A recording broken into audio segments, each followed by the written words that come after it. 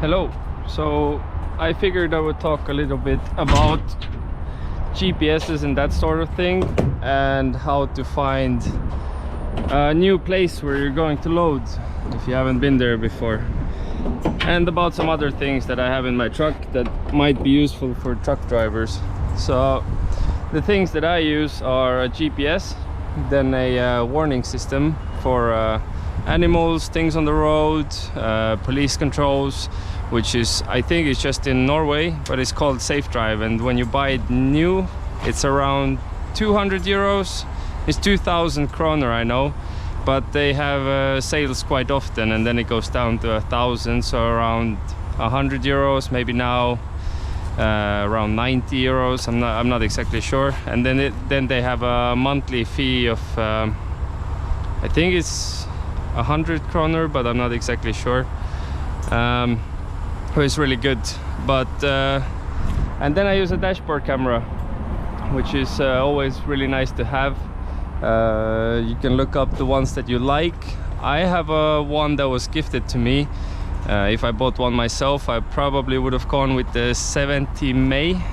I can try to link it down below. The problem with mine is that it does have good quality, but you cannot connect it to your phone, and when you're driving you see something cool, something happens, it's nice to be able to get it out quickly from the camera. So if you do need, you can show it, or if you just see something cool and want to send your friends, you know, you can just grab the video from the camera without having to take out the SD card, finding a laptop and so on. So yeah, but I'm quite happy with mine, but it could be better. And then about the GPS, I do use a GPS when I'm driving most of the time. When I'm making videos for YouTube, then I mostly take it off the window, because I feel like it gives a nicer, cleaner look for the windshield. But it's nice to use. I will go into the truck in a second, and then I can show you which one I use. So what I use is Garmin for trucks. I think it's called Garmin Diesel something. It cost around, I think it was around 350 euros. Could have been 400. I don't remember exactly, because I bought it quite a long time ago, but it's really good. With maps and all that kind of stuff, it's quite easy to drive yourself stuck, because maps will show you a fast route. Maybe some people know how to use it better. I'm not a big fan of maps. I'll use it sometimes, but mostly I use it to look at the postcodes for places. So I can show you the GPS that I do have. I hope you can see it. It's called Garmin Diesel. It's a bit dirty. And then here you can set in the measurements for your car. So you can see it's 17 meters long, 2.5, 3.8. It's actually, the truck is around 4 meters high, but if I put it at 4, it won't guide me through the 4-meter tunnels, which is a problem, because there's a lot of 4-meter tunnels that I drive through. And then you can see everything, and when you put a place in, it will just lead you down the roads that you can actually drive, not send you down some small country roads. And what I really like about this one as well is that if I put a place in, try to show you, I will think for a second, and then it should show you. So the next gas station, the next speed camera, or this is the next resting place. Usually it's good for trucks. The next speed camera and the next gas station. So even if the photo box or the speed camera is about 100 kilometers away, the next one you will know. But it's also really good for seeing turns. So you shouldn't trust it 100%, but you will see if there is a bigger turn coming, so you know to slow down like in advance. So it's fuel efficient, and it helps you when you're traveling down new roads. So this is the GPS that I use. And this is the safe drive that I talked about, which is showing me right now that there is a police control 14 kilometers away from me. It's quite useful and people use it quite a lot in Norway.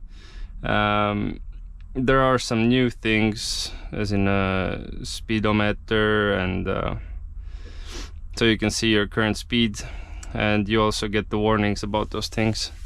And the last thing that I wanted to talk about was Google Maps and how can it be useful. So if you're going to a new place to load, you haven't been there before, so sometimes it's in these big warehouse places and they drive in from one way, they drive out from another way. The best way to do it, if you haven't been to a place before, is open the place up in Google Maps, go to satellite view, and then you can see kind of where you should drive in from, because usually when you put something into a GPS or into maps, it will just lead you to the house, but it won't lead you to where you need to drive in. And if you haven't been there before, you might drive yourself a little bit stuck. So I think he's waiting for me. Then yeah, then you would know where to drive in from. And see if he wants to come here. Yeah. And then you can you can also go to Street View if you want, and then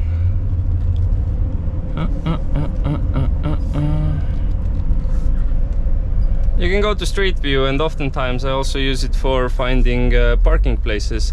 So if I look at the map, then you know, you can't really tell if you can park there, but if you open up Google Maps Street View, then you can usually see if there is a sign that allows parking or prohibits parking. So that's always a good thing to know before you waste your driving time or just your time. Maybe your work day is coming to an end. So yeah. And about my notification that's on all the time, the tool hatch on the left hand side is broken, so it's just kind of held together with the ratchet strap right now. So that's why I always have the warning light on, but we're working on fixing that. So yeah, I hope that helps someone.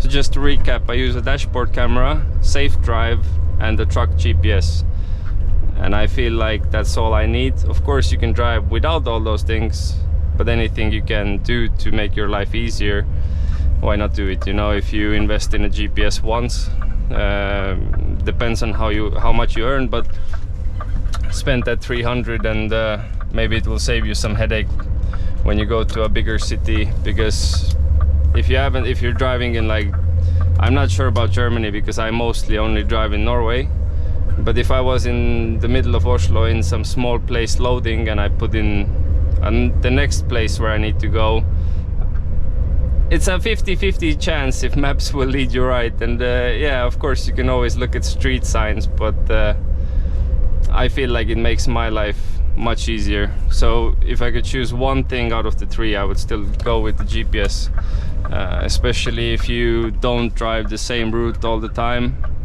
And nowadays with the GPSs, they have a lot of functionality, but I don't really use more than the GPS itself. If you put it on your window, you can also connect it to your phone, and you can see the messages on the GPS that you're getting on Messenger, for example. So if someone messages you, I don't know, good morning, you don't have to go to your phone to see it and start answering them. You will know if it's something important or if it's something just that someone wrote. You can also check the weather there. I think you can also check road cameras. I'm pretty sure you can, but I feel like the GPSs are still a bit slow and the phones are a lot faster. So usually when I'm stopped, I will just check how the road is, if it's good to drive. And yeah, and with Garmin it did start bothering me a little bit that when my phone was connected to the GPS with Bluetooth and my phone was connected to the truck with Bluetooth, it started switching the audio to the GPS.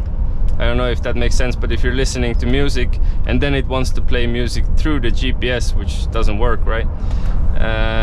Maybe there's a way to disable it, but I couldn't bother because it wasn't so important for me. But yeah, I hope that helps a little bit.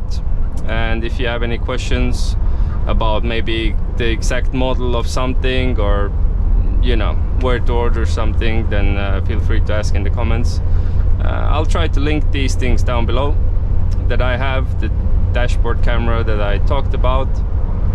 And yeah, hope everything is good.